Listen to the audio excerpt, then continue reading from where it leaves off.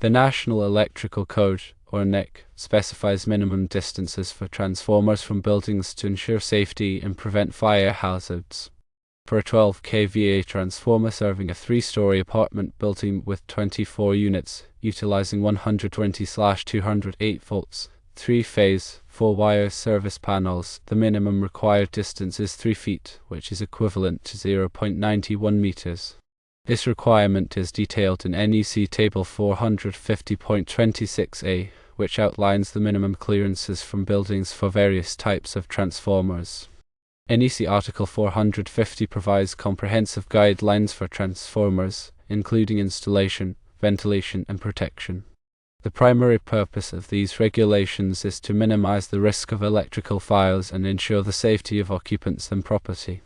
Firstly, NEC Table 450.26 categorizes transformers based on their voltage and fire resistance. The table specifies the minimum distances required between transformers and buildings, depending on whether the transformer is installed indoors or outdoors. For outdoor installations, which are most common for distribution transformers, the clearances vary based on the transformer's voltage class and its proximity to combustible building materials. Secondly, the 3-foot clearance requirement for a 12 kVA transformer is based on the assumption that the transformer is oil-filled or contains other flammable materials. This clearance helps to prevent the spread of fire in the event of a transformer malfunction or failure. If the transformer is designed to be inherently fire-resistant, such as a dry-type transformer with a non-combustible enclosure, the clearance requirements may be reduced or eliminated altogether. Thirdly, the height and construction of the building play a significant role in determining the minimum required distance. For taller buildings or those with combustible exterior walls, the NEC may require greater clearances to ensure that a transformer fire does not spread to the building. In addition, local building codes and regulations may impose additional requirements that exceed the minimum standards outlined in the NEC. Fourthly, ventilation is another critical consideration when installing transformers near buildings.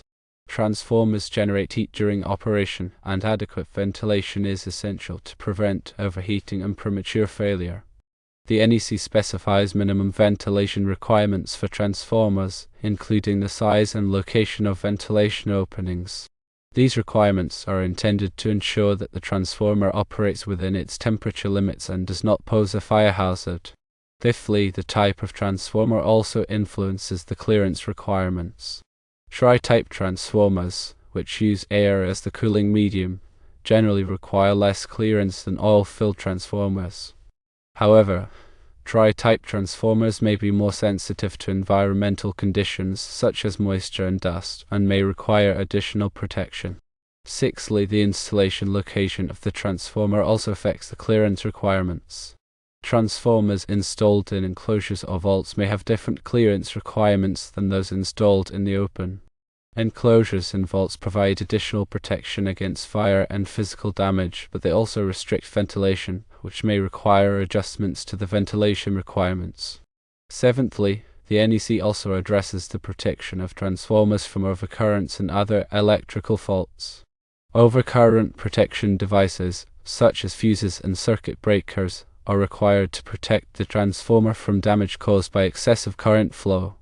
These devices must be properly sized and coordinated to ensure that they operate correctly in the event of a fault.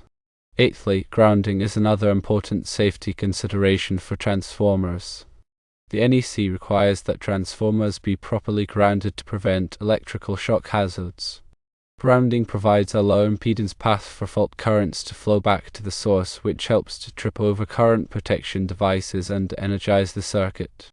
Ninthly, the accessibility of the transformer is also a factor in determining the minimum required distance. The NEC requires that transformers be readily accessible for inspection, maintenance, and repair. Adequate clearance around the transformer is necessary to allow workers to safely perform these tasks. Tenthly, the use of barriers or other protective measures may also affect the clearance requirements. Barriers can be used to prevent unauthorized access to the transformer and to protect it from physical damage. In some cases, barriers may also be used to reduce the required clearance from buildings. NEC Section 450.21 provides guidelines for transformer overcurrent protection. For transformers rated over 600 volts, the primary overcurrent protection should be rated or set at no more than 125% of the transformer's rated primary current. This secondary overcurrent protection should be rated or set at no more than 125% of the transformer's rated secondary current. For transformers rated 600 volts or less, the primary overcurrent protection should be rated or set at no more than 125% of the transformer's rated primary current if the transformer has a primary current of 9 amps or more. If the primary current is less than 9 amps, the overcurrent protection can be rated or set at up to 167% of the primary current. If the primary current is less than 2 amps, the overcurrent protection can be rated or set at up to 300% of the primary current. NEC Section 450.22 covers transformer secondary protection. The secondary overcurrent protection must comply with specific requirements based on the transformer's impedance. If the transformer's impedance is not more than 6%, the secondary overcurrent protection should be rated or set at no more than 125% of the transformer's rated secondary current. If the transformer's impedance is more than 6%, the secondary overcurrent protection should be rated or set at no more than 250% of the transformer's rated secondary current. NEC Section 450.27 addresses the ventilation requirements for transformers. Transformers must be installed in locations with adequate ventilation to prevent overheating. The ventilation should allow for the free circulation of air around the transformer. For dry-type transformers installed indoors, the ventilation should be sufficient to limit the transformer's temperature rise to the manufacturer's specified limits. For oil-filled transformers installed indoors, the ventilation should be sufficient to prevent the accumulation of flammable vapors. NEC Section 450.28 provides guidelines for transformer grounding.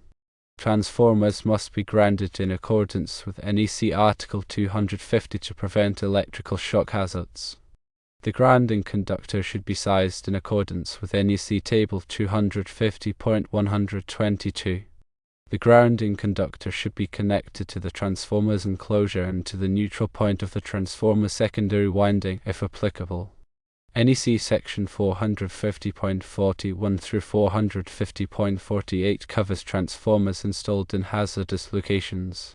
Transformers installed in hazardous locations must be specifically approved for use in those locations. Transformers' enclosure must be designed to prevent the ignition of flammable gases or vapors. The transformer must also be equipped with over-temperature protection to prevent overheating. NEC Section 450.11 covers transformer terminals. Transformer terminals must be guarded to prevent accidental contact with live parts. The terminals must be marked to identify their voltage and current ratings. The terminals must also be suitable for the type of conductors used to connect to the transformer. NEC Section 450.13 provides guidelines for transformer wiring. The wiring to the transformer must be sized in accordance with NEC Article 310. The wiring must be protected from physical damage. The wiring must also be installed in accordance with the manufacturer's instructions. NEC Section 450.14 addresses transformer location. Transformers should be located in areas that are readily accessible for inspection, maintenance, and repair. Transformers should not be located in areas that are subject to flooding or other environmental hazards. Transformers should also be located away from combustible materials. NEC Section 450.23 specifies transformer clearances.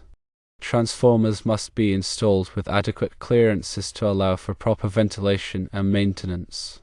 The clearances must comply with the requirements of NEC Table 450.26a. The clearances must also be sufficient to prevent the spread of fire in the event of a transformer failure. NEC Section 450.9 covers transformer impedance. The impedance of a transformer is a measure of its opposition to the flow of alternating current. The impedance of a transformer is typically expressed as a percentage of its rated voltage. The impedance of a transformer can affect its performance and its ability to withstand short-circuit currents. NEC Section 450.10 addresses transformer polarity. The polarity of a transformer refers to the direction of the voltage induced in its secondary winding relative to the voltage applied to its primary winding. Transformers are typically identified as either additive polarity or subtractive polarity. The polarity of a transformer must be considered when connecting it in parallel with other transformers. NEC Section 450.5 covers transformer parallel operation. Transformers can be operated in parallel to increase the capacity of a power system. However, transformers operated in parallel must have the same voltage ratio, impedance, and polarity. The transformers must also be protected by overcurrent devices that are properly coordinated. NEC Section 450.7 addresses transformer autotransformers. An autotransformer is a type of transformer that uses a single winding for both its primary and secondary windings. Autotransformers are typically used to step up or step down voltage by a small amount. Autotransformers must be installed in accordance with the requirements of NEC Article 450. The installation of a transformer, particularly near apartment buildings, requires careful adherence to these NEC guidelines to ensure electrical safety and fire prevention. Ignoring these regulations can lead to hazardous situations, including electrical fires, equipment damage, and potential harm to occupants.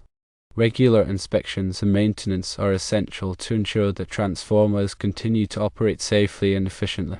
The selection of appropriately rated overcurrent protection devices is crucial for preventing transformer failures and minimizing the risk of electrical hazards. Furthermore, proper grounding practices are necessary to protect against electrical shock and ensure the safe operation of the electrical system. Compliance with NEC standards is not only a legal requirement but also a fundamental aspect of responsible electrical design and installation. Consulting with qualified electrical professionals is highly recommended to ensure that all applicable codes and regulations are followed during the installation and maintenance of transformers near buildings.